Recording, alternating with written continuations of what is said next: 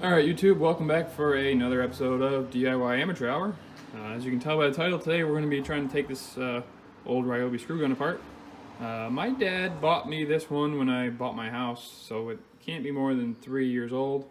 And really didn't get used a whole heck of a lot, but I was trying to drill a 5-inch hole through a piece of 3/4 inch plywood. Started smoking out the back really good to the point where I thought it was going to catch fire. And now, when you use it, it shuts off after like a second. So obviously it's not supposed to do that. And it already smells pretty good. So something in there's fried.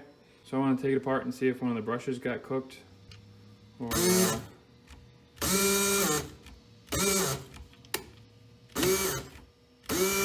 yeah, that smells pretty bad. So let's not dilly-dally and take it apart. So as you can see, it's got all these screws holding the plastic case together. These are all a Torx 10-bit. There's 10 of them.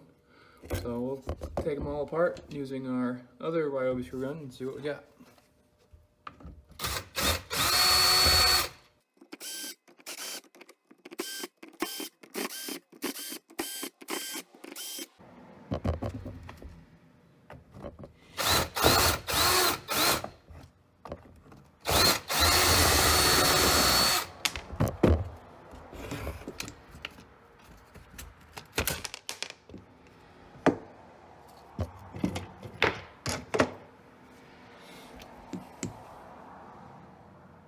So I just took it apart. As you can see, there's nothing super obvious to me. I mean, there's a little bit of black residue here, but I think we're actually gonna have to open up the motor and see what we're working with.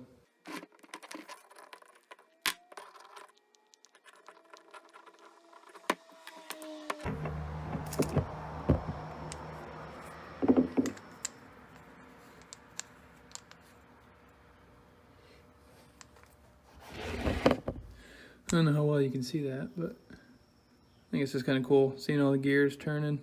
So that part, well, it used to be together.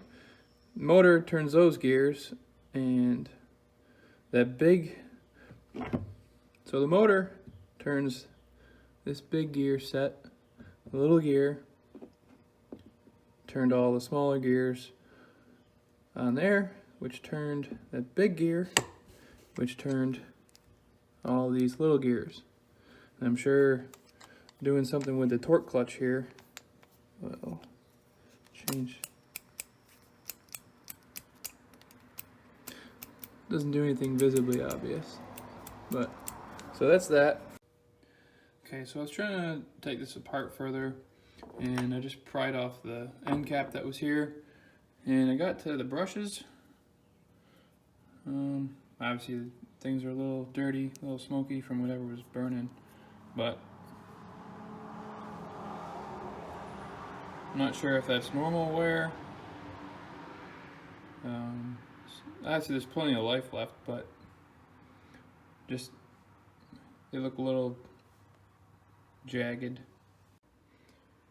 I can't figure out how to get this gear off, so I think the next step is going to be just cutting it off, and then I expect the whole thing to slide out, and we'll see what the motor looks like from there.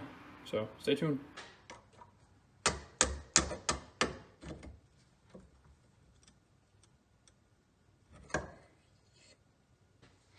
So nothing looks obviously wrong with it. There's only so much you can see from the outside, of course, but I'm kind of curious as to what these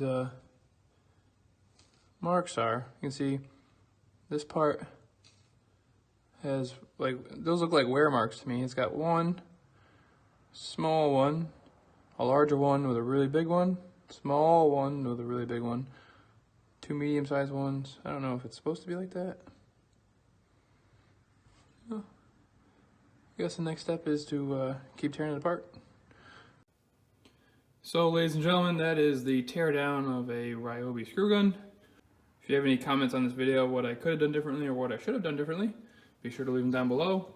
If this was helpful to you with your Ryobi or any other power tool for that matter, please hit the like button And if you want to see more videos like this in the future, hit subscribe. Remember, you can always DIY.